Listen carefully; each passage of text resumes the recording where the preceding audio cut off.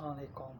आज 9 मुहर्रम है, कल 10 मुहर्रम का दिन है और ये तारीख़ इस्लाम और इंसानियत की तारीख़ में सबसे बड़ा जो दर्दनाक वाक़या हुआ वो 10 मुहर्रम को हुआ और वो 680 ईस्वी में ये वाक़या करबला के मैदान में रूनुमा हुआ, जिसमें हमें सब मुसलमानों को पता है कि नवासे रसूल हज़रत इमाम हुसैन और उनके ख़ानदान को बेयारो मददगार रेगिस्तान में बहुत बेदर्दी के साथ, यानी अरब के उस वक्त मौजूदा जितने भी जंगी असूल थे कि औरतों पे जुल्म नहीं करना, ख़याम को आग ना लगाना, बच्चों को प्यासा ना मारना, उनको रस्सियों के साथ बांध के ऊँटों के साथ ना दौड़वाना,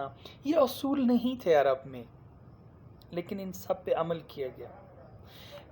मतलब क्या है कि इतना कीना भरा था उन लोगों के अंदर इमाम हुसैन अलैहिस्सलाम के ख़िलाफ़ और इतनी नफ़रत थी कि उन्होंने शहादत के बाद भी उनकी लाश पे भी घोड़े भगा दिए और उनके बच्चों के साथ इतना बड़ा जुल्म किया, यहाँ तक कि 6 माह के जो उनका बच्चा था जिनका नाम हज़रत अली असगर था, उनको भी बेदर्दी के साथ शहीद किया। और उन ख़याम को जहाँ पर वो पाक बीवियाँ वो थीं, उन ख़याम के अंदर थीं, याद रहे कि ये ख़ानवादे रसूल थीं, रसूल का ख़ानदान था, उन ख़याम को भी आग लगा दी गई। तो ऐसा क्यों हुआ, क्यों कर हुआ? तो हम जब देखते हैं इन किरदार को तो हमारे सामने सबसे पहले ये आता है कि जब इमाम हुसैन ने यजीद के ख़िलाफ़ क़याम किया, मीन के यजीद को खलीफा नहीं माना था, तो एक तो ये है कि इमाम हुसैन ने क्यों नहीं माना था। मतलब क्या है कि करबला से पहले और करबला के बाद हमें किन बातों का ख्याल रखना चाहिए और कौन से असूल हमें अपनी ज़िंदगी में अडॉप्ट करने चाहिए। करबला से पहले मीन के जब हज़रत इमाम हुसैन यजीद के ख़िलाफ़ थे, अब यहाँ पे आप देखें, समझने की ज़रूरत है कि हम यजीद के इसलिए और फ़ौज अशकिया के इसलिए ख़िलाफ़ हैं कि उन्होंने हज़रत इमाम हुसैन और उनके ख़ानदान को शहीद किया, उन पर जुल्म के अंबार ढाए, इसलिए हम उसके बहुत मुखालिफ हैं और हम मुहर्रम और उनकी याद ताज़ा करते हैं, जलसे जुलूस, मजालिस, वाज़ और बहुत सारे प्रोग्राम करते हैं जिसमें हम उस फ़ौज अशकिया के मज़ालिम बताते हैं कि किस तरह से कैसे कैसे उन्होंने ये जुल्म किए। अब उसका जो प्री है करबला, मीन के जब इमाम हुसैन मुखालिफ थे तो वो क्यों मुखालिफ थे? उनकी मुखालफत शहादत इमाम हुसैन पे तो नहीं थी क्योंकि उस वक्त तो इमाम हुसैन ज़िंदा थे, लेकिन वो यजीद के ख़िलाफ़ थे और अपने ख़ानदान को लेकर मैदान करबला में पहुँचे थे। तो इसमें जब आप देखते हैं तो इमाम हुसैन मुखालिफ इसलिए थे कि यजीद एक फासिक व फाजिर था, वो इस्लामी असूलों के ख़िलाफ़ था। तो इमाम हुसैन ने ये एक तारीख़ी जुमला कहा था कि मुझ जैसा, मीन के हुसैन जैसा, तुझ जैसे की, यानी यजीद जैसे की बैत नहीं कर सकता। बैत मीन कि उसको फॉलो नहीं कर सकता। तो ये जो असूल था जो इमाम हुसैन ने उस वक्त हमें दिया कि उस वक्त का जो भी फासिक व फाजिर होगा, इस्लामी असूलों के मुताबिक अगर वो हुक्मरान नहीं है तो आपने हुसैनी किरदार अपनाना है, मीन कि उसके ख़िलाफ़ क़याम करना है, उसको एक्सेप्ट नहीं करना। सबसे बड़ा ये एक असूल था जिस वजह से इमाम हुसैन ने क़याम किया और वाक़े करबला हुआ, मीन कि ये है प्री करबला कंडीशन। अब हम थोड़ा सा देखते हैं पोस्ट करबला कंडीशन को कि करबला क्यों हुई, किन लोगों ने की, उनके अंदर उनके ख़यालात वो किस सबब पे उन्होंने किया। तो आपके सामने बड़े जो पॉइंट्स आएंगे वो 3 आते हैं जो हमें समझने की बड़ी ज़रूरत है। میرا کہنے کا مقصد ہے پری کربلا میں امام حسین زندہ تھے لیکن یزید کے خلاف تھے، اور بالکل چھوٹی سی فوج کے ساتھ، خاندان کے ساتھ، اور وہ خاندان بھی کون تھا؟ آل رسول تھے، اس دنیا کے سب سے عظیم لوگ تھے، ان کو لے کر وہاں پہ گئے اور کربلا کے میدان میں وہ شہید ہو گئے۔ اتنا بڑا واقعہ رونما ہو گیا۔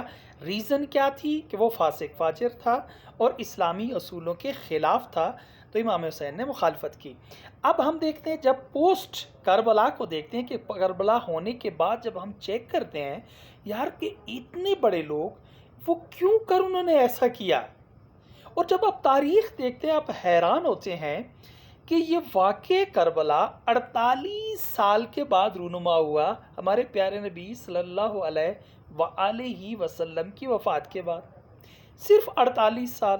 تو اگر آپ دیکھتے ہیں یہ 48 سال کا جو پیریڈ ہے تو کتنے صحابہ موجود ہوں گے، کتنے اصحاب تھے اس وقت، کتنے لوگ تھے جو ڈائریکٹ امام حسین کی اور رسول خدا صلی اللہ علیہ وآلہ وسلم کی ایفلیشن، ان کی محبت اور ان کے درمیان جو ایک ربط تھا اس کو جانتے تھے کہ حسین کون ہے، اس کو وہ جانتے تھے، پھر بھی اتنا بڑا واقعہ ہو گیا، کیوں کر ہوا؟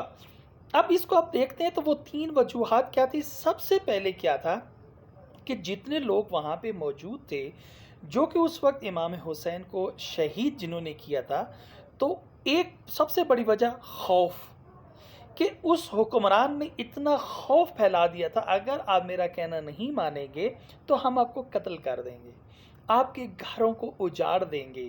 اس خوف کی وجہ سے لوگ حق کو چھوڑ کے باطل کے ساتھ کھڑے ہو گئے۔ دوسری وجہ کیا تھی؟ جس کی مثال ہے شمر ذیل جوشن۔ شمر ذیل جوشن سے کسی نے پوچھا کہ تم اتنا بڑا واقعہ کیوں کرنے جا رہے ہو؟ تو اس نے کہا کہ اگر میں امام حسین کو شہید کرتا ہوں، ان کے اس واقع کربلا میں میں مین رول ادا کروں گا، تو مجھے رائے کی جاگیر کی حکمرانی ملے گی۔ تیسری جو بات تھی، تیسری بات لالچ، پیسہ، جس کی مثال عمر ابن سعد تھا۔ اس کی ایک بیوی تھی، اس کے ساتھ اس کے لیے وہ ایک بہت بڑا جسے ہم کہتے ہیں ناچ گانے کا ایک سنٹر بنانا چاہتا تھا اور عیاشی کرنا چاہتا، جو کہ اس کی بیوی کی بہت بڑی خواہش تھی۔ تو اس کو پتا تھا کہ یہ میں اپنی خواہش اپنی بیوی کے لیے اور اپنی عیاشیوں کے لیے، ناچ گانے ڈانس اور شراب و کباب کے لیے مجھے بہت بڑی اماؤنٹ کی ضرورت ہے۔ تو اس کو یہ آفر ہوئی کہ تمہیں جتنی دولت چاہیے وہ دولت ملے گی، تم واقع کربلا کے اندر اپنا سب سے بڑا رول ادا کرو۔ تو اس نے دولت کی خاطر تاریخ کا سب سے بڑا ظلم کیا۔ اب دوستو یاد رکھیں، ہمارے پاس 3 کس قسم کے کریکٹر ہے؟ پہلا جو کریکٹر یہ ہے کہ خوف دلا کے لوگوں کو تیار کیا گیا، ڈرا کر دھمکا کر۔ دوسرا کیا تھا کہ لالچ دی گئی کہ آپ کو عہدہ دے دیا جائے گا، آپ کو ایک مقام دیا جائے گا، آپ کو ایک جگہ عہدہ دے دیا جائے گا تاکہ آپ ہمارے ساتھ آ جائیں۔ اس نے بھی، شمر ذیل جوشن نے بھی، یہ میں جو نام لے رہا ہوں یہ سارے لوگ اسی طرح سے آئے تھے۔ تو اس نے رائے کی جاگیر کی حکمرانی کے لیے یہ واقعہ کیا۔ تیسرا کیا ہے؟ دولت، پیسہ، لالچ۔ تو ہمیں اس چیز سے کیا سبق ملتا ہے ہماری روزمرہ زندگی کے اندر؟ یعنی پری کربلا میں ہم دیکھتے ہیں کہ امام حسین نے کہا تھا کہ مجھ جیسا تجھ جیسے کی بیعت نہیں کر سکتا، مین کے فالوور نہیں بن سکتا۔ کون سا کہ جو فاسق و فاجر ہو، جو شرابی ہو، جو اسلامی اصولوں کے منافی ہو۔ اب اس بات کو ہم کیسے ڈیٹیکٹ کریں گے کہ ہمارا چاہے جو بھی حکمران ہو، صاحب اقتدار ہو، صاحب منصب ہو، وہ کسی لیول کا بھی ہو سکتا ہے، کسی آرگنائزیشن کا بھی ہو سکتا ہے، کسی انسٹیٹیوٹ کا بھی ہو سکتا ہے، کسی علاقے کا بھی ہو سکتا ہے۔ ضروری نہیں ہے کہ وہ پورے علاقے کا حکمران ہو، وہ چھوٹی سی چھوٹی آبادی کا بھی ہو سکتا ہے۔ تو اس کو ہم کیسے پرکھیں کہ امام حسین نے جس کے خلاف قیام کیا وہ بندہ فاسق و فاجر اور اسلامی اصولوں کے خلاف تھا؟ تو امام حسین نے پری کربلا میں یہ کنڈیشن رکھی ہمارے لیے. پوسٹ کربلا میں ہمیں پتہ چلا کہ خوف اور عہدے کی لالچ اور دولت کی لالچ نے کربلا جیسا اتنا بڑا واقعہ رونما کر دیا. تو دوستو یاد رکھیں، آپ کسی بھی آرگنائزیشن میں ہیں، کسی بھی جگہ پہ آپ رہتے ہیں، اگر آپ کا جو صاحب اقتدار ہے وہ اگر آپ کو خوف دلاتا ہے کہ یہ کام نہ کرو، میں آپ کو یہ کر دوں گا، وہ کر دوں گا، تو یاد رکھیں امام حسین کا وہ اصول جو پری کربلا کا ہے کہ وہ بندہ فاسق و فاجر ہے، وہ اسلامی اصولوں کے مطابق نہیں ہے. اگر آپ کو وہ کوئی عہدہ آفر کرتا ہے کہ یہ عہدہ لے لو اور تم میرے ساتھ مل جاؤ، حق کا ساتھ نہ دو، کوئی بھی عہدہ ہو سکتا ہے کسی بھی آرگنائزیشن میں، یعنی ایک پوسٹ آپ کو دیتا ہے، اگر آپ ٹاکیٹیو ہیں، اگر آپ بات کر رہے ہیں، اگر آپ حق کی بات کرتے ہیں اور وہ بندہ آپ کو یہ لالچ دیتا ہے، یار تم میرے کیوں لالچ دے گا تاکہ یہ میرے قریب آ جائے گا، تو میری مخالفت نہیں ہوگی کیونکہ اس کے ساتھ زیادہ لوگ ہیں اور یہ میرے ساتھ مل جائے گا تو کیا ہوگا کہ میں اپنے مشن میں کامیاب ہو جاؤں گا. یاد رہے وہ بھی پری کربلا کے مطابق، کنڈیشن امام حسین کے مطابق وہ بھی فاسق و فاجر ہے، وہ بھی اسلامی اصولوں کے منافی ہے. تیسری بات، اگر وہ آپ کو لالچ دیتا ہے کہ آپ کو میں اس طرح سے کوئی اچھی چیز دے دوں گا، کوئی آپ کو پوزیشن دے دوں گا، آپ کی تنخواہ بڑھا دوں گا، اور کوئی آپ کو وہ فنڈ ریلیز کر دیتا ہے، ایکسٹرا فنڈ دے دیتا ہے، ڈیولپمنٹ کے فنڈ دے دیتا ہے، کسی بھی چیز کے آپ کو فنڈ دیتا ہے، آفر کرتا ہے، زمین کی آفر کرتا ہے، کسی بھی چیز کی، کہ تم یہ اپنا رستہ یہ اصول چھوڑ دو اور میرے ساتھ مل جاؤ، میں تمہیں یہ دے دوں گا. یاد رہے یہ بھی ہمارے لیے ایک یہ اندیہ ہے کہ وہ بندہ پری کربلا کنڈیشن کے مطابق، امام حسین کے رول کے مطابق کہ انہوں نے یزید کی مخالفت کی تھی کہ وہ فاسق و فاجر ہے اور وہ اسلامی اصولوں کے خلاف ہے. اگر آپ ایسے شخص کو پرکھنا چاہتے ہیں، دیکھنا چاہتے ہیں، تو آپ کو پری کربلا اور پوسٹ کربلا کنڈیشن سے آرام سے آپ ڈیٹیکٹ کر لیں گے کہ آپ کا حکمران ہو، چاہے صاحب اقتدار ہو، جو بھی منصب پہ وہ بیٹھا ہوا شخص ہے، وہ کیا ایک اسلامک اصولوں کے مطابق ہے یا نہیں. اگر وہ نہیں ہے تو اگر اور آپ ایک رائٹ بات کر رہے ہیں اور آپ کو وہ یہ تینوں چیزیں آفر نہیں کرتا، یعنی نہ ہی آپ کو آفر کرتا ہے کسی عہدے کی، کسی پیسے کی، یا کسی خوف میں مبتلا نہیں کرتا، تو یاد رکھیں وہ حسینی ہے. اگر آپ کو وہ ان تینوں چیزوں کی یا ان میں سے کسی ایک چیز کی آفر کرتا اور میرے ساتھ مل جائے تو وہ یزیدی ہے.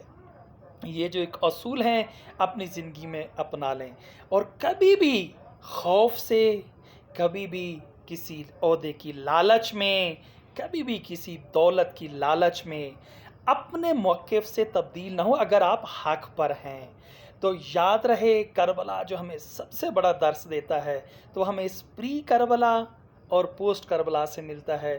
یہی ہمارے زندگی کے اصول ہونے چاہیے. میں دعا گو ہوں کہ اللہ تعالی ہمیں اسلامک اصولوں کے مطابق اور کربلا کے میدان سے جو ہمیں سبق ملا ہے اس کے مطابق اپنے زندگی کے اصولوں کو سنوارنے کی توفیق عطا کرے. بہت شکریہ. Thank you very much.